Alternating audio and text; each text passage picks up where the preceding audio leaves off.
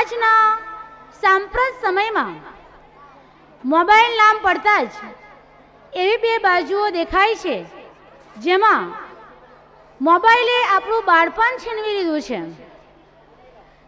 ઘડિયાળને ગાયબ કરી દીધી છે, મિત્રો ઘટાડ્યા છે, નજીકપણું ગુમાવ્યું છે અને આત્મીયતા પણ દૂર કરી દીધી છે.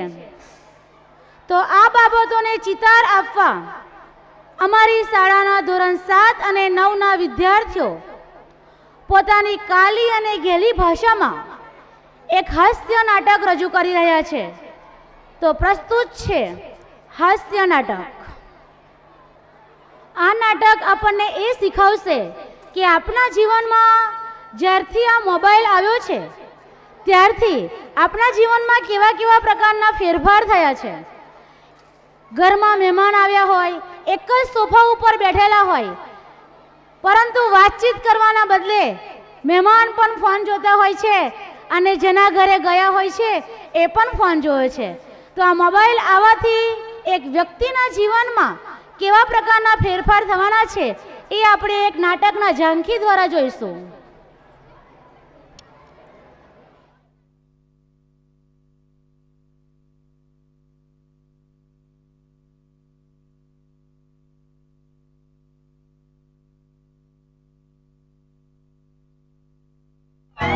હું એલા રમલા, હમણાં હું નવા જૂની છે.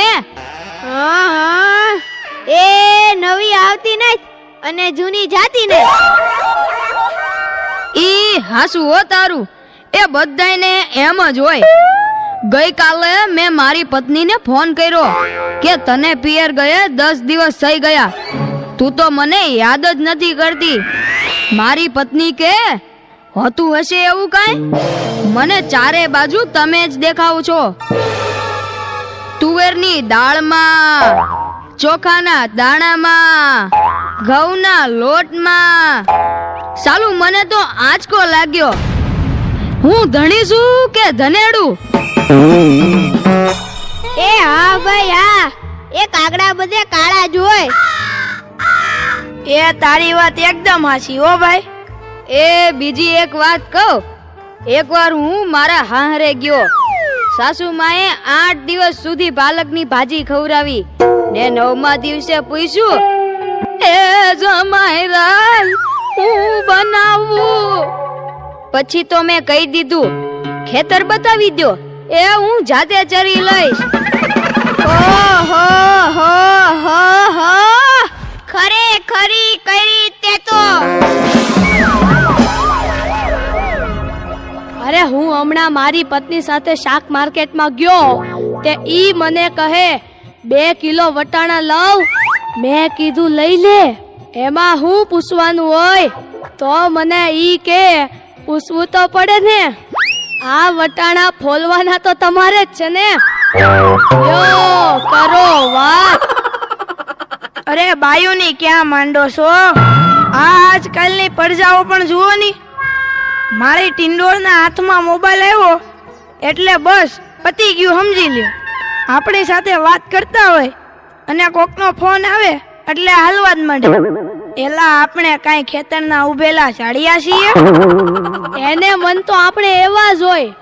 એને તો મોબાઈલ આવ્યો એટલે કરલો દુનિયા મુઠ્ઠી મેં. ધીરુભાઈ અંબાણી જ જોઈ લ્યો. એમાંય આ જીઓ આવ્યો ત્યારથી છોકરાઓ તો આપણો જીવ લઈ ગયા છે. અરે એનું નામ જીઓ નહીં પણ મરો એવું રાખવું જોઈતું તું. એ મોબાઈલ આવ્યો એટલે કેમેરો ગયો. એ મોબાઈલ આવ્યો એટલે ઘડિયાળ ગઈ. એ મોબાઈલ આવ્યો એટલે બેટરી ગઈ. મોબાઈલ આવ્યો એટલે ટપાલ ગઈ. મોબાઈલ આવ્યો એટલે કોમ્પ્યુટર ગયું. મોબાઈલ આવ્યો એટલે નિરાત ગઈ. અને એમાંય જો આપણો મોબાઈલ આપણી ઘરવાળીના હાથમાં આવ્યો તો આપણે ગયા. લ્યો કરો વાત. એલા આ જીઓ ઉપરથી યાદ આવ્યું, તમને ખબર છે હમણાં સુધી પછી પૈસા હાલતા હતા ઈ કોણે બંધ કરાવે ઈ ખબર છે તમને? કોઈને નથી ખબર ને? સરકારે બંધ કરાવ્યા, બીજું કોણ કરે? એ નહીં, ઈ પછી પૈસા એટલે પાવલી. ઈ પાવલી આ જીઓ વાળા મુકેશ અંબાણીએ બંધ કરાવી. હા, એ કેવી રીતે? જો હું કહું, મુકેશ અંબાણીના લગ્ન થતા હતા ઈ વખતે આ પાવલી એટલે ઘણા બધા પૈસા કહેવાય. તે ગોર મારે ઘડીએ ને ઘડીએ કીધા કરે, પાણીની ચમચી ભરો ને મૂકો પાવલી. ગણપતિ પૂજન કરાવે ને કે મૂકો પાવલી. એક ફેરો ફરે ને કહે મૂકો પાવલી. બીજો ફેરો ફરે અને કે મૂકો પાવલી. તેલા મુકેશને એટલી ખીચડી કે આખો દેશ મને મુકેશ અંબાણી કહે છે ને આ ગોળ મહારાજ મૂકો પાવલી કરે છે. મોટો થઈને આ પાવલી બંધ ન કરાવું તો મારું નામ મુકેશ અંબાણી નહીં. અને જુઓ એને બંધ કરાવી કે નહીં.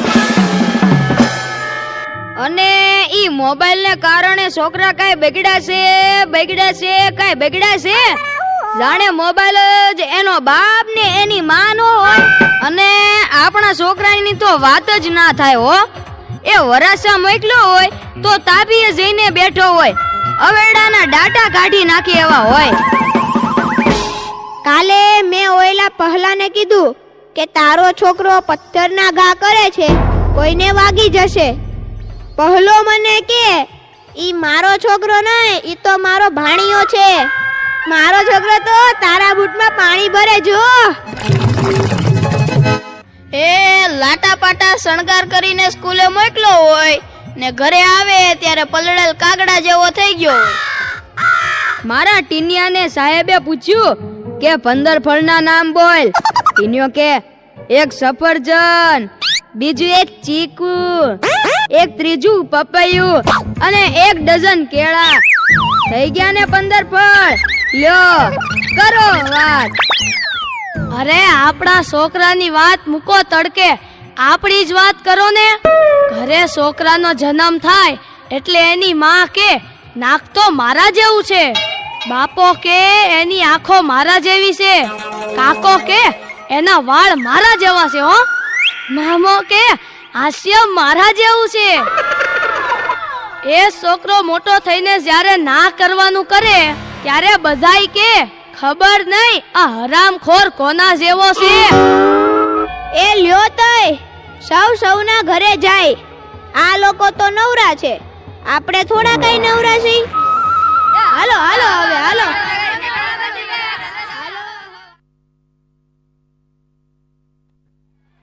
ખૂબ સરસ. મારું તો પેટ જ દુખી ગયું. પુરુષોની ખરેખર આવી જ હાલત થતી હોય છે.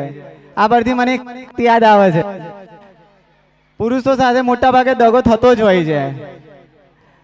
ખબર છે તમને કયો બહુ મોટો દગો થાય છે? દુનિયામાં જો સૌથી મોટો દગો થતો હોય ને તો એ લગ્નમાં થતો હોય છે. બિચારાને ગાય જેવી કહીને સિંહણ જેવી પધરાવી દે.